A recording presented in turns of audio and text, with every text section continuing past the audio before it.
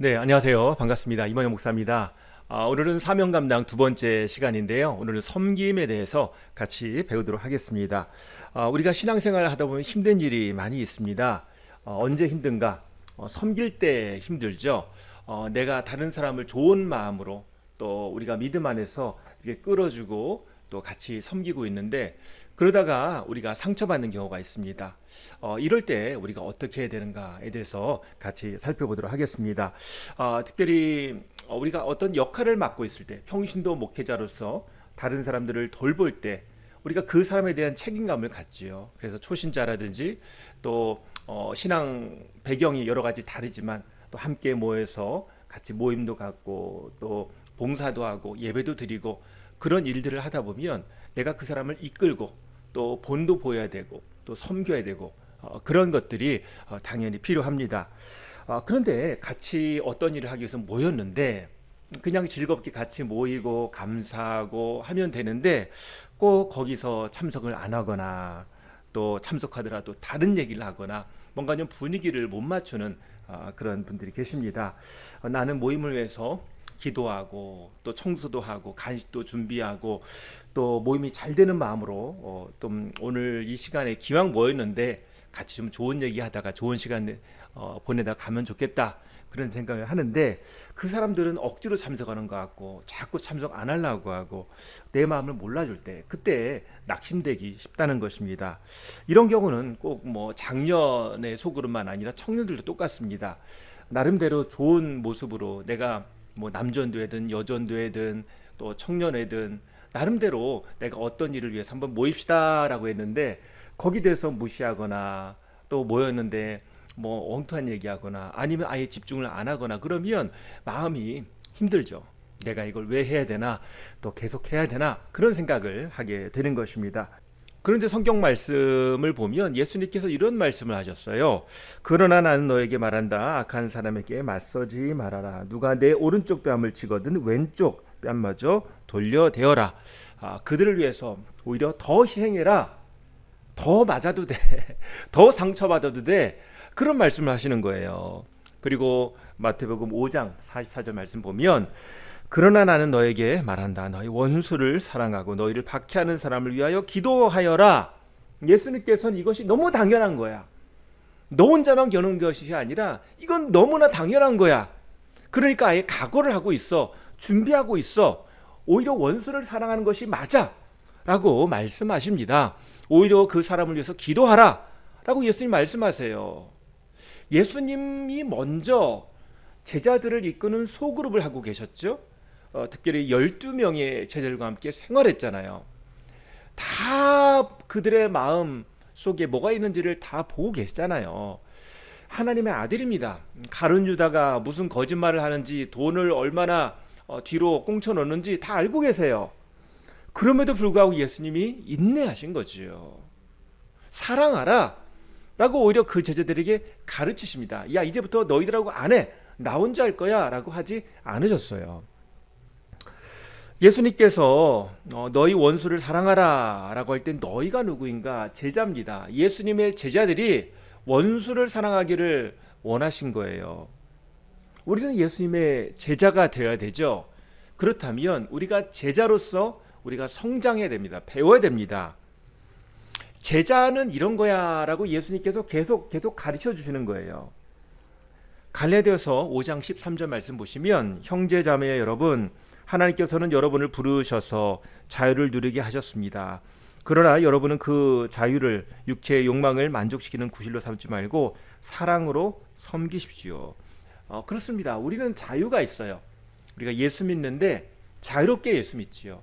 그런데 내가 자유롭다고 내가 원하는 대로만 내 욕심 내 생각대로만 하지 말고 사랑으로 한번 섬겨보라고.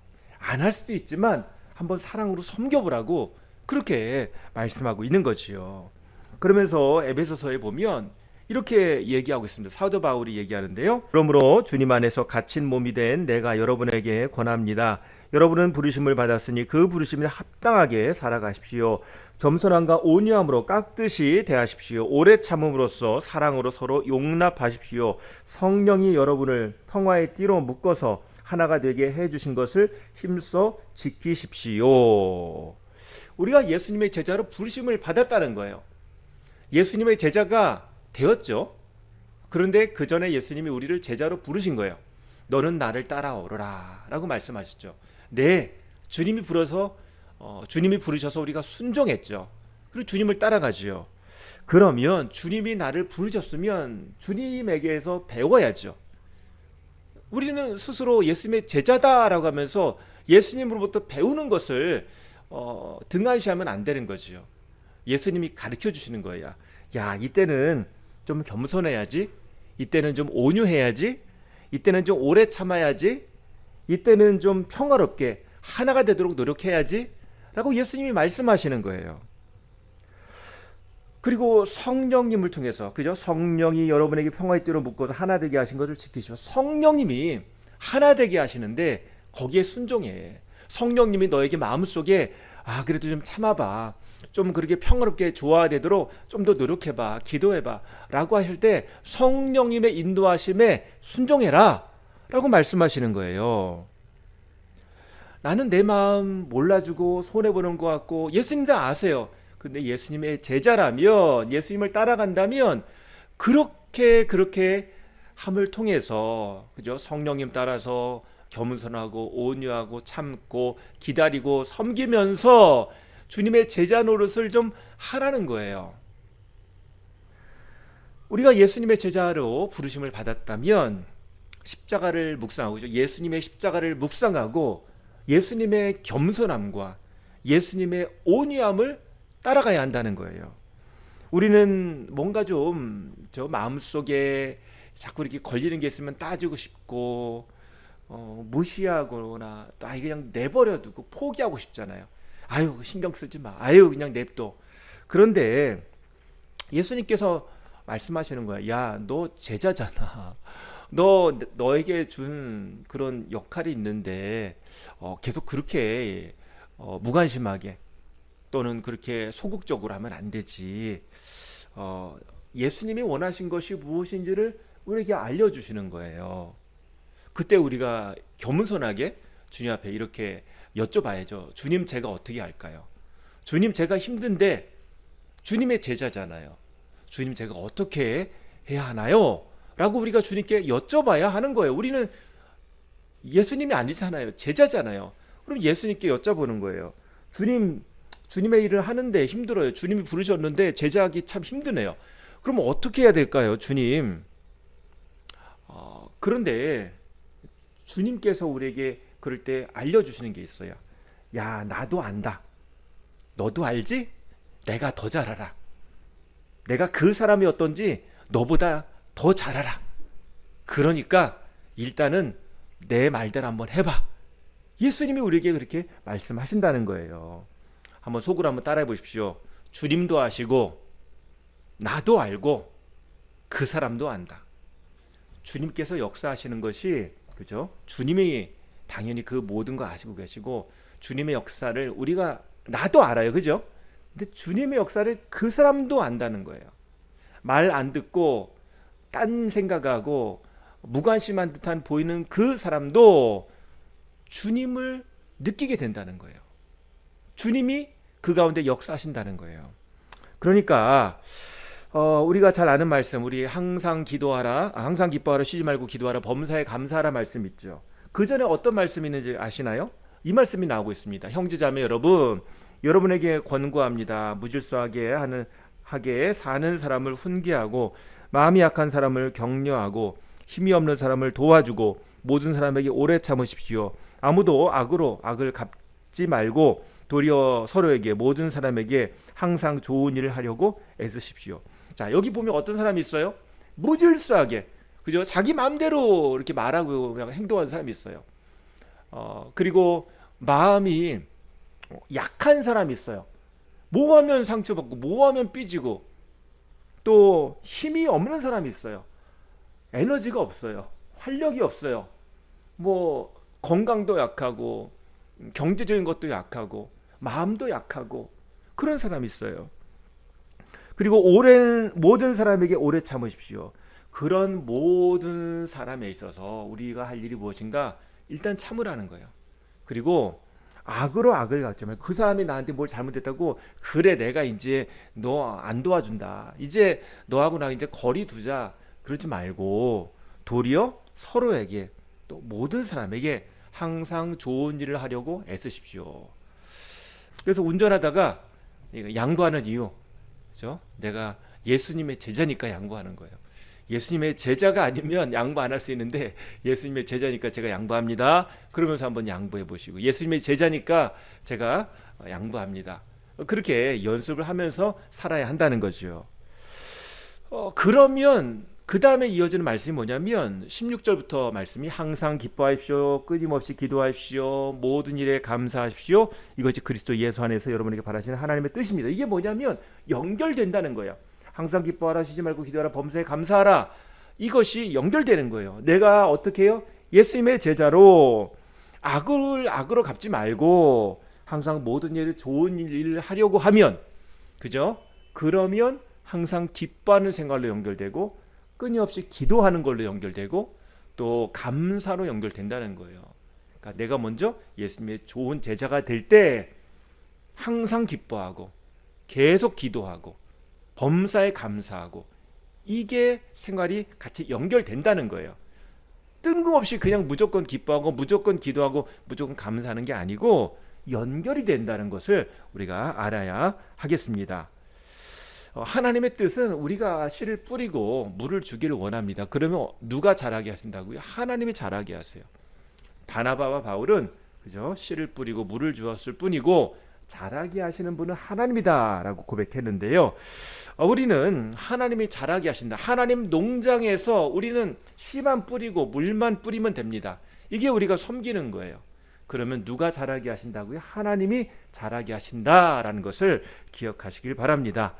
제가 2달 전인가요? 그 미용실에 이제 머리 깎으러 갔는데 그 미용사분이 이제 제가 뭐 수년 동안 거기 단골로 가서 깎았으니까 갑자기 제 머리숱이 많아졌다는 거예요. 그래서 비교해서 보니까 말 듣고 보니까 정말 그런 것 같아요. 물어보는 거예요. 저한테 뭐가 좀 뭐 달라진 게 있냐. 그래서 달라진 거 없는데요.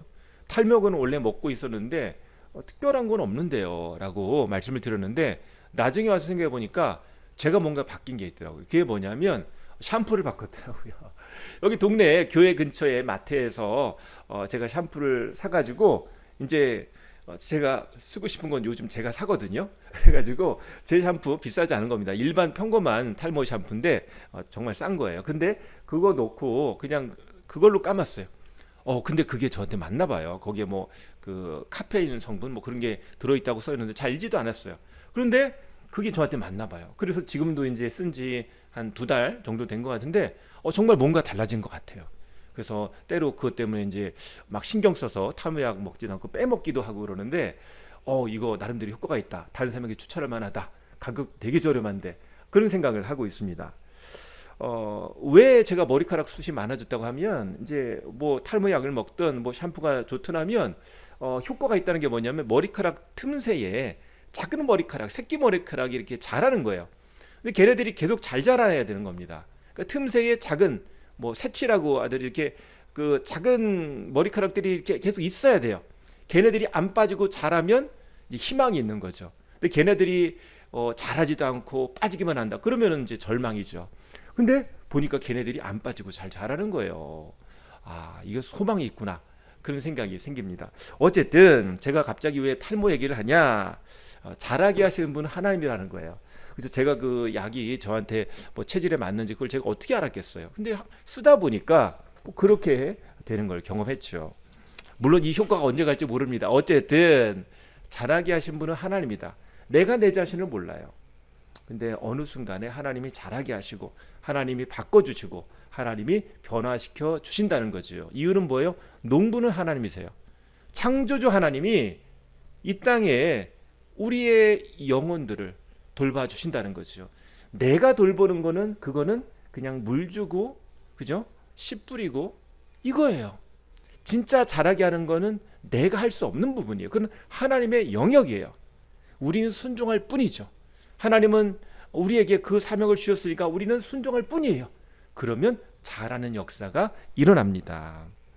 사실 우리 모임에 어울리는 사람이 있기를 우리는 원하죠. 예를 들면 뭐 잘생기고 예쁘고 똑똑하고 건강하고 잘생기고 말도 좀 통하고 어쩌다가 좀 돈이 있으니까 좀 마시는 것도 좀 이렇게 통 크게 쏘고 그런 사람이 우리 모임에 있으면 참 좋다라는 생각을 하죠.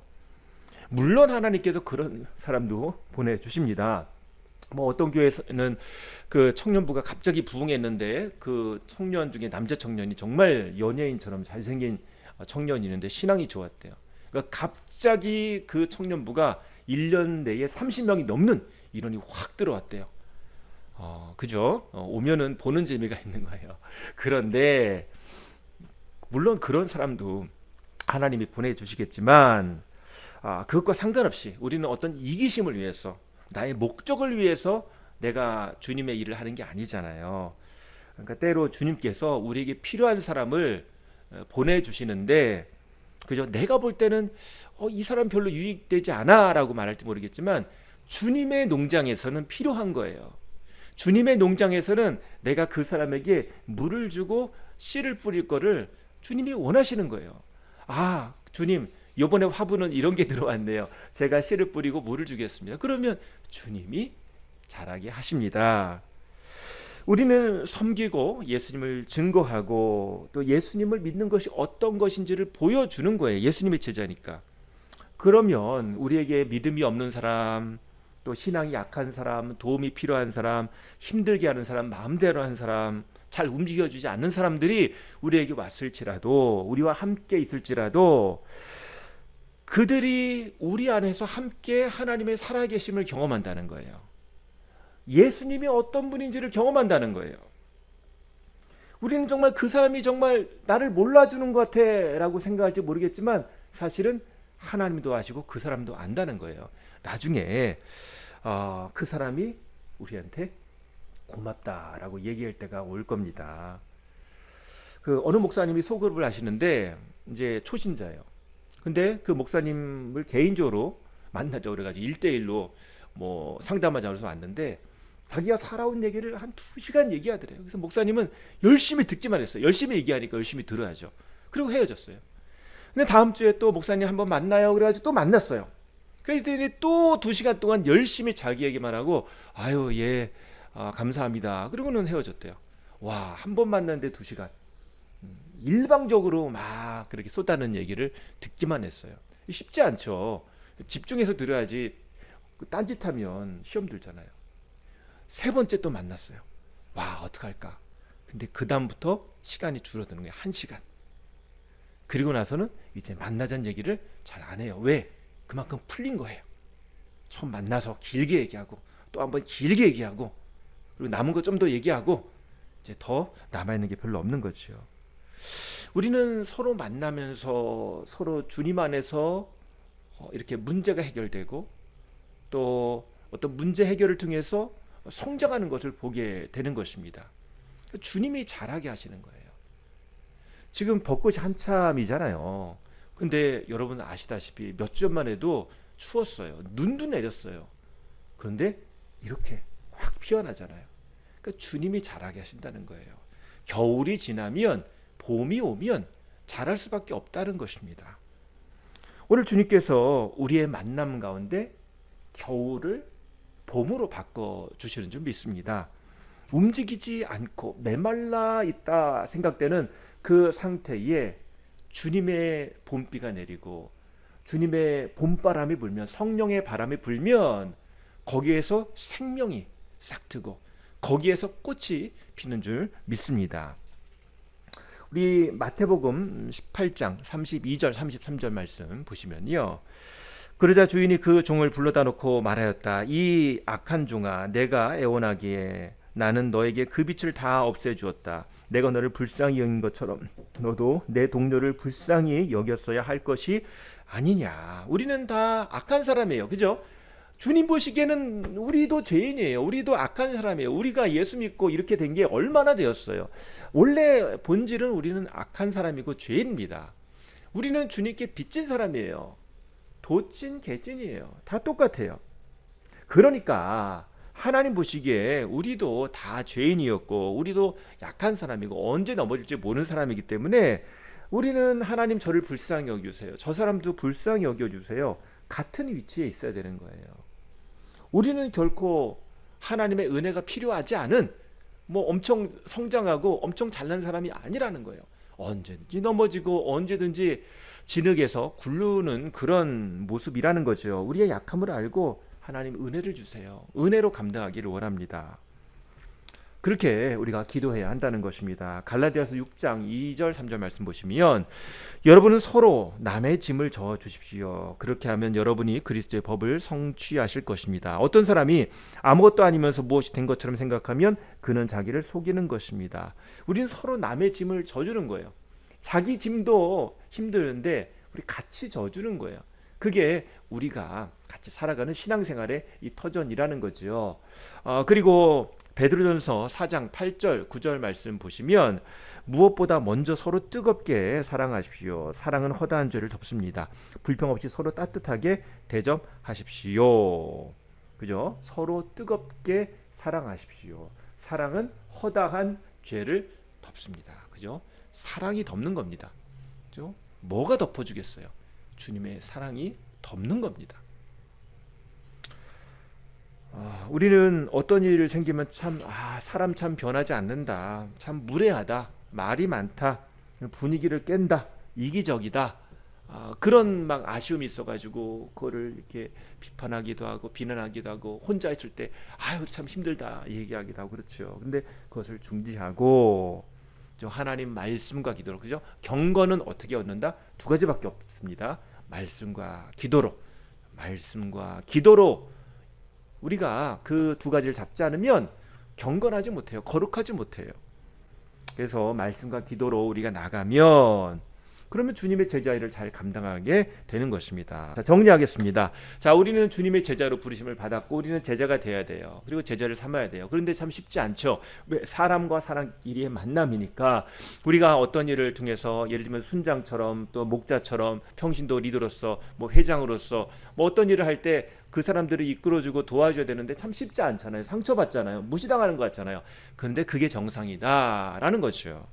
오히려 그 가운데 우리가 좌절하지 말고 오히려 하나님 앞에 기도하면서 그들을 자세히 보라는 거예요. 그 가운데 일하시는 하나님을 우리가 기대하라는 거예요.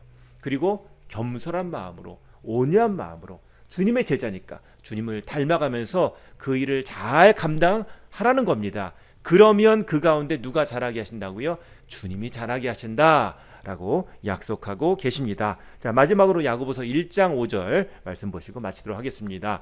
여러분 가운데 누구든지 지혜가 부족하거든 모든 사람에게 아낌없이 주시고 나무라지 않으시는 하나님께 구하십시오. 그리하면 받을 것입니다. 자, 우리는 지혜가 항상 부족합니다. 그죠? 그러면 어떻게 해야 하나요? 하나님께 구하십시오. 그러면 받을 줄 믿습니다. 하나님이 힘 주실 줄 믿습니다. 우리는 내 의의를 내세울 수 없고요.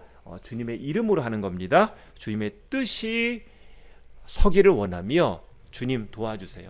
주님의 뜻이, 주님의 거룩한 계획이 우리의 만남 가운데, 우리 모임 가운데 있기를 원합니다. 주여 도와주시옵소서. 우리 주님의 제자로서 그런 마음을 가지고 또 넉넉히 또 말씀과 기도로 잘 감당하는 저와 여러분 되시기를 소망합니다. 우리 기도하시겠습니다. 우리 같이 기도하시겠습니다. 주여, 아버지 하나님 감사합니다. 이 시간에 우리가 정말 주님의 이름으로 주님의 부르심을 받은 예수님의 제자로서 주님의 주신 일을 잘 감당하기를 원합니다. 아버지 하나님, 때로 일 때문에 좌절하고 실망하고 낭망하는 일이 있지만 하나님 그것이 당연한 줄 알고 우리가 믿음의 눈으로 바라볼 수 있도록 인도하여 주시옵소서.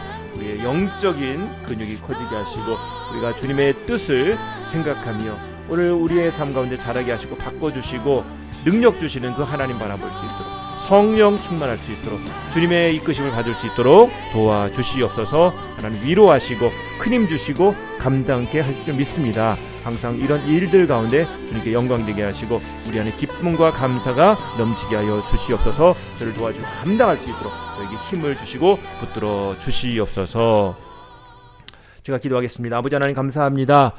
오늘 예수님의 제자가 되어서 정말 실제로 섬기는 것은 우리가 온유해야 된다, 겸손해야 된다, 경건해야 된다, 참아야 한다, 주님 뜻을 우리가 분별한다라는 것을 배웠습니다. 주님, 저희들 주님의 좋은 제자가 되기를 원합니다. 하나님, 쉽게 넘어지는 그런 제자가 아니라 주님의 일을 잘 견고히 감당할 때 오늘 주님께서 우리에게 맡겨주신 영혼들을 구원하고 그들을 제자로 자라게 하는 그런 역사, 주님께 쓰임받고 함께 주님 안에서 성장하며 주님의 아름다운 영적인 목장 될 수 있도록 주님 인도하여 주시옵소서. 예수님의 이름으로 기도합니다. 아멘.